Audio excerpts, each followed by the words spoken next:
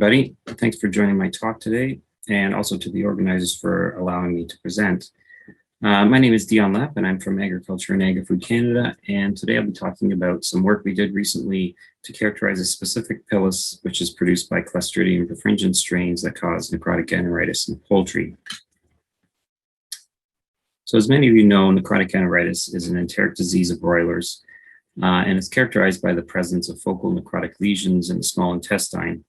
So in severe cases, like those shown here, these can cover the entire surface of the intestine, which results in high flock mortality. But more often, NE occurs in a subclinical form, and this is responsible for most of the associated production losses, which are estimated to cost around $6 billion US per year globally. So much of this cost is associated with preventative measures. So it's the primary target of in-feed antibiotics. And current treatment options include antibiotics, while in the case of RWA flocks, there are some alternative products also on the market with varying degrees of effectiveness. But most notably, despite much effort towards this goal, there's currently no effective vaccine on the market for NE. So our research over the past 10 years or so has been focused on understanding the pathogenesis of NE, and in particular, the bacterial factors involved in order to identify new targets for non-antibiotic therapies. So NE is caused by Clostridium perfringens strains that produce the net B toxin, and these have more recently been classified as type G strains. Net B is a pore-forming toxin that was first identified in 2008. And while it's critical for any pathogenesis, this is really a complex process that involves a number of other factors, as well as predisposing environmental factors. So some of the bacterial factors involved include additional toxins like TPEL, bacteriocins, extracellular enzymes, and adhesins. One of the hallmarks of NE is this thick layer of gram-positive rods, which can be seen adhering tightly to the damaged epithelium. And so while adhesion appears to be clearly important for NE pathogenesis, there's little known currently about the specific adherence factors that are produced by virulent CP strains. So we previously identified through a genomic screening approach a chromosomal locus associated with type G strains, which we designated VR10B. So this locus was found in 85% of net B positive strains, but only 21% of negative strains, and it was completely absent from non-poultry strains.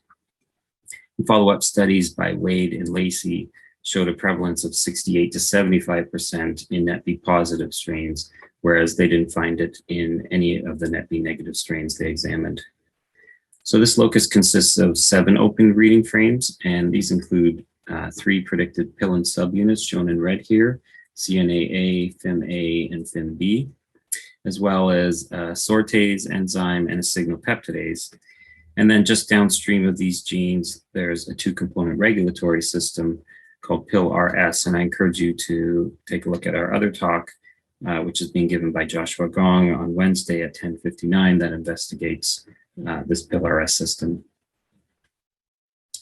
So this type of pilus is produced by a number of different gram-positive pathogens, such as streptococcus, and is typically involved in adherence or biofilm formation. So it's usually composed of up to 3 pilin subunits, which are present at the tip, shaft, and base. And these are all covalently linked together at the cell surface by sortase enzymes and eventually transferred onto the peptidoglycan layer. And this is shown in the diagram here. So while sequence analysis of VR10B predicted that it encoded a pilus, this had not been demonstrated experimentally. So we set out to do this first by making individual mutants of each of the predicted pilin genes in the virulent wild-type strain CP1. So we first performed immunoblotting of cell surface proteins, which were extracted from CP1 in each of the pilin null mutants. And so you can see here on the left, the Kumasi stained gel, and on the right, the blot, which was probed with anti-FIM-B primary antibody. And in the wild type strain, produced this ladder-like high molecular weight pattern, which is characteristic of this type of pilus in which each of the rungs represents a different pilus polymer length. And this pattern was absent in the pilun null mutants. So we also directly visualized the pilus using TEM and immunical labeling.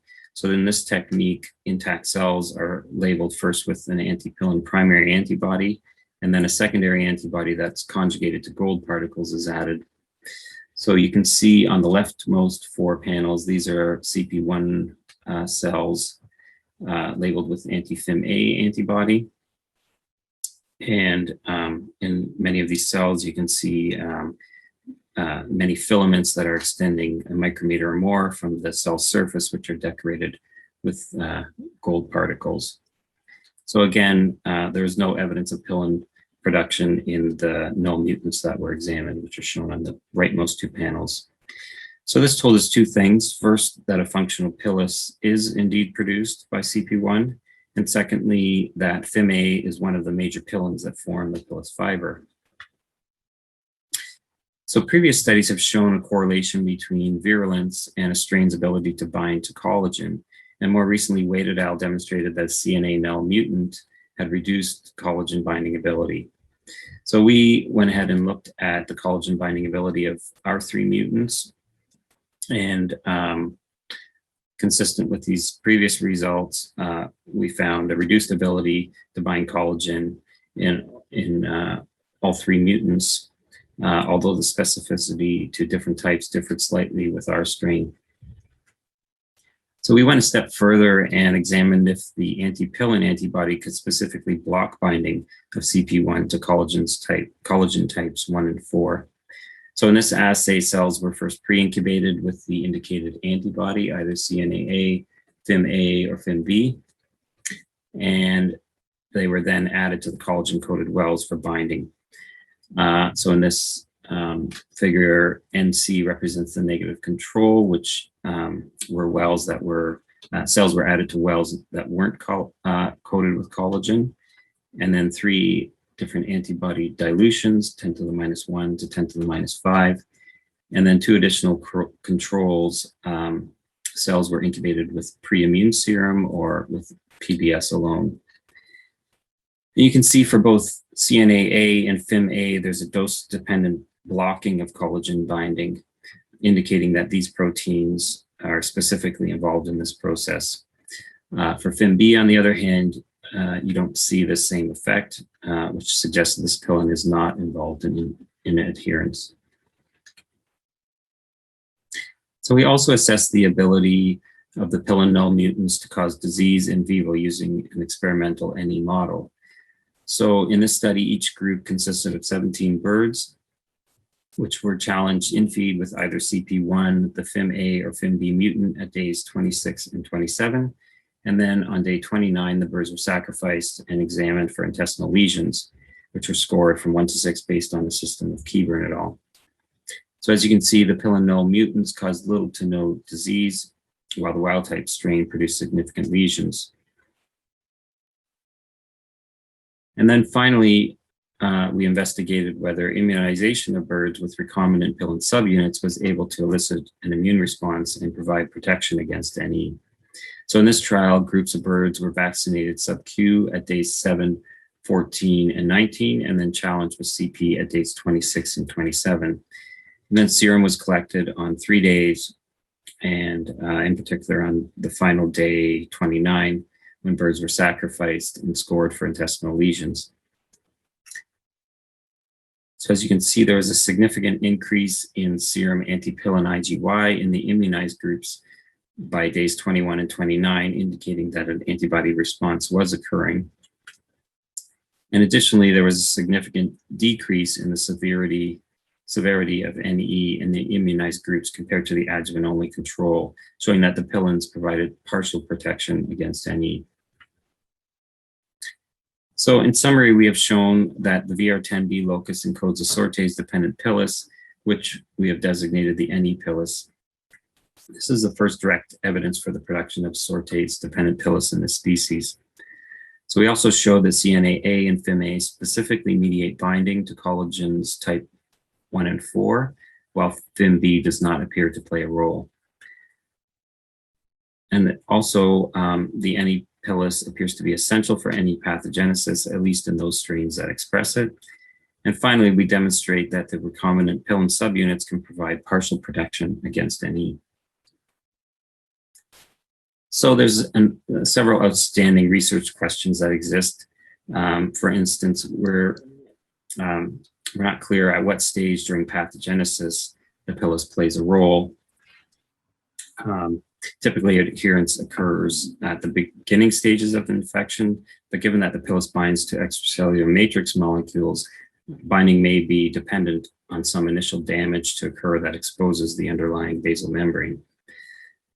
And it's also clear that a minority of any strains are virulent but do not carry the pilus. So if it is indeed required, then there must be some alternative strategy that's used by these strains during any pathogenesis. And finally, as with all other antigens examined thus far, the pilin subunits provided only partial protection against NE.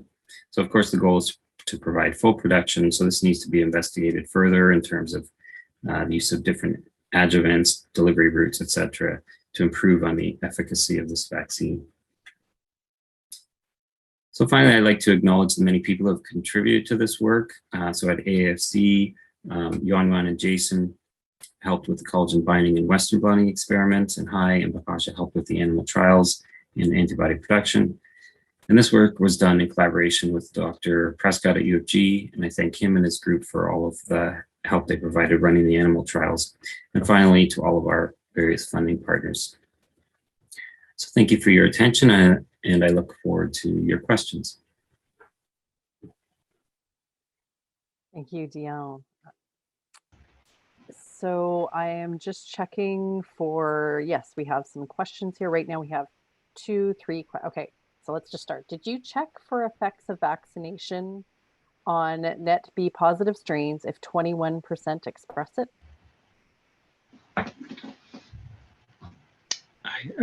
Excuse me. Can you hear me okay? Yes. Okay.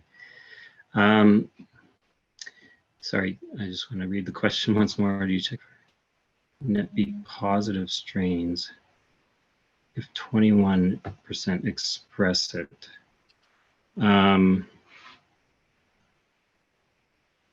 I'm sorry, I'm not totally clear. 21% express the pilin?